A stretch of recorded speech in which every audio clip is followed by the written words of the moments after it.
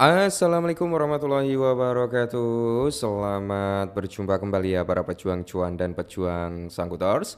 Bagaimana nih keadaan kalian semua? Nah, semoga kalian dalam keadaan sehat semua dan saya doakan ya buat kalian jadi orang sukses semua. Amin, mantap ya.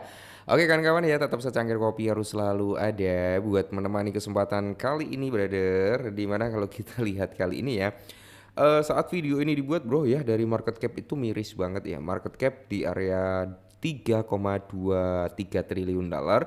Terus kalau kita lihat dari segi indeksnya Alpine berada di area 19 dan Fair and Greed Index berada di area 53. Jadi turun nih. Kemarin kan Fair and Greed Index itu berada di area 55. Kali ini udah di area 53.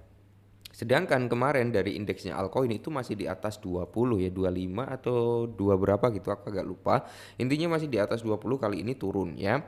Di kisaran 19. Dan secara overall bro, market dalam kondisi merah merona-rona alias meronta-ronta. Ya semoga saja nanti saat kalian menemukan ini ya bro ya, harganya udah semakin membaik, mulai hijau, mulai recover ya. Terus kalau kita lihat juga bro, hyperliquid itu dari kepala 40 something, 46 atau 40 berapa, apa 45 ya. Lupa, kali ini koreksi juga di area 39. Secara overall sih kalau kita lihat bro, ya ginilah ya. Makanya kalau udah mulai running profit, taking profit dulu bro untuk saat ini. Nah, kali ini bro, kita melihat daripada si PP Coin. Nah, kalau kita berbicara tentang PP, harga PP udah under di kepala 10. Apakah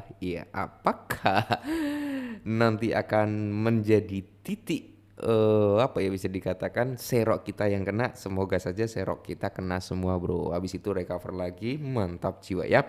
Dan kita ada informasi untuk kalian tentang PP.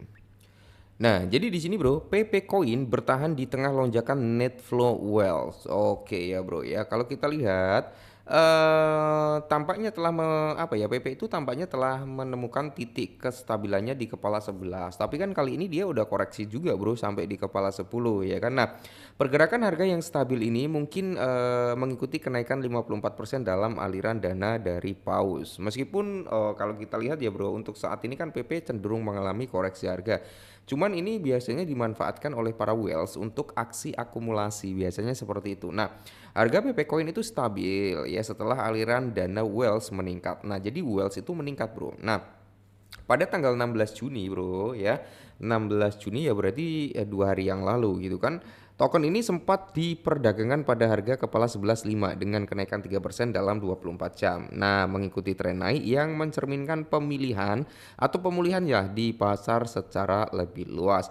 Pergerakan harga terbaru ini mengikuti kenaikan 54%. Nah, kalau kita lihat data dari Inter the Block bro ya, untuk si PP sendiri ya ini bro ya. Jadi memang ada aliran dana yang cukup gede dari whales. Nah, para whales PP Coin mulai membuka posisi long yang menandakan apa ya? Mereka membuka posisi long berarti masih yakin lah dengan kondisi keadaan PP Coin gitu kan.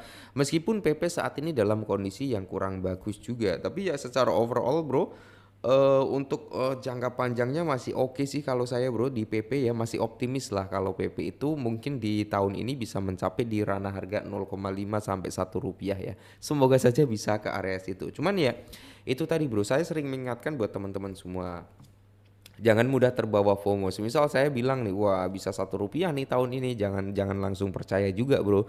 Kenapa ya? Karena kalian perlu disclaimer juga. Kalian juga bisa memprediksi suatu pergerakan altcoin juga kan. Nah, jadi intinya gini, PP itu belum ada utility, pure pergerakan dari community. Jadi ya selama komunitasnya masih solid, selama komunitasnya masih kuat, tidak menutup kemungkinan 0,5 sampai 1 rupiah itu bisa terrealisasi. Nah, kerugian pemegang PP Coin meningkat. Jadi ya dengan kondisi keadaan market yang seperti ini, yang notabene sempat FOMO serok di kepala 15 dan 16, mungkin dalam kondisi yang mengalami kerugian ya bro ya. Nah, kita udah lama ya bro ya, udah lumayan ya, bukannya lama ya, beberapa hari terakhir ini kita nggak melihat dari chart PP gitu kan. Nah, sebenarnya kalau kita lihat bro ya, area 0618 udah kesentuh, saat ini sedang mencoba untuk reborn ya. Kalau dia reborn bro ya, kalau dia reborn mungkin dia akan mengambil area sini bro. Oke. Ini area sinilah ya di kisaran harga mungkin kepala 10.48 ataupun di area 10.5 ya mungkin ngambil di area tersebut atau bahkan bisa jauh lebih rendah ya yaitu di area 10.45 bro. Nah untuk saat ini kita tinggal menunggu retrace-nya PP bro. Nah karena di si PP ini ada kemungkinan besar ya ada kemungkinan besar dia bisa mencapai di area 0,75. 75 itu di sini bro di harga 0,845 bro. Itu area terdekat yang mungkin akan dituju oleh PP. Untuk saat ini mungkin dia akan rebound dulu untuk membuat area resistennya terlebih dahulu bro. Kecuali market dalam kondisi apa ya recover ya market Bitcoin dalam kondisi bullish maka PP bisa bullish juga bro ya. Nah, jadi di sini kita juga perlu wanti-wanti bro, yaitu di kisaran harga sini di area 766 atau 765 ya, sama di kisaran harga sinilah ya di kepala 65. Kita perlu hati-hati juga di area tersebut bro ya, karena memang untuk saat ini kalau kita lihat dalam time frame 4 jam ya seperti ini bro, kita coba naikkan ke time frame daily ya. Kita cek di daily. Nah, ini dari daily-nya, bro. Kita kan ngambil Fibonacci retracement di daily. Nah, kalau di daily kemarin itu kan kita udah analisa nih kemungkinan besar PP sampai di area 0,618 dan kali ini dia udah nyampe di area 0,618. Nah, next target bro mungkin dia akan sedikit ada rebound dulu ya untuk membuat area resisten atau dia akan langsung meneruskan penurunannya. Nah, jika dia meneruskan penurunannya, maka PP bisa sampai di kisaran harga 843 ataupun di area 845-an, bro ya. Itu area terdekat yang mungkin akan tersentuh oleh si PP. Nah, secara historis ya kalau kita hapus dulu ya. Ini karena area 618 udah kena kita hapus aja di sini. Kita coba langsung naikkan ke weekly ya. Weekly candle-nya di sini kita cek bareng-bareng.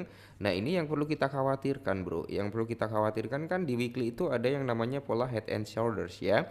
Yang mengindikasikan dia mungkin bisa turun. Nah, sampai seberapa jauh? Kalaupun dia turun, bro, kemungkinan besar bisa sampai di kepala 276 loh atau di kepala 3. Oke. Jadi itu adalah area yang cukup bagus sebenarnya untuk PP. Kalau PP bisa sampai kepala 3, bro, yakin ya saya akan DCI bro, ya akan DCI di kepala 3. Toh saya juga udah open jaring juga di situ bro, walaupun nggak banyak ya. Kalaupun nanti kesentuh ya saya seneng aja. Kalau PP naik ya saya juga seneng bro. Jadi dia turun, jaring kita kena, dia naik, kita profit, ya kan? Seperti itu. Nah, kenapa saya pasang jaring di kepala 3 bro? Kenapa saya pasang jaring di kepala 3? Karena kalau kita mengacu pada pergerakannya si PP kali ini bro, pola head and shoulders ini ya, kemungkinan dia bisa membawa PP itu sampai di kisaran sini bro, di kepala 298 itu. Makanya saya open posisi di kepala 3. Kita ambil amannya di kepala 3 gitu ya. Ya it's okay lah untuk pertanyaan teman-teman apakah tahun ini masih bisa grow up. Ya kalau kita menemukan yang namanya bull market kembali bro ya, PP mungkin bisa lah sampai di area 0,5 sampai 1 rupiah. Saya masih optimis di situ dan semoga saja bisa terjadi. Oke, mungkin ini dulu area entry udah saya kasih tahu di area harga berapa ya kan. Area taking profit ya sesuaikan aja bro. Area taking profit itu sesuaikan dengan oh saya udah profit nih lumayan taking profit. Oh saya belum begitu banyak nih nunggulah sampai di sini. Ya udah ditunggu dulu gitu bro. Oke, mungkin ini dulu semoga bermanfaat. Tetap semangat dan salam.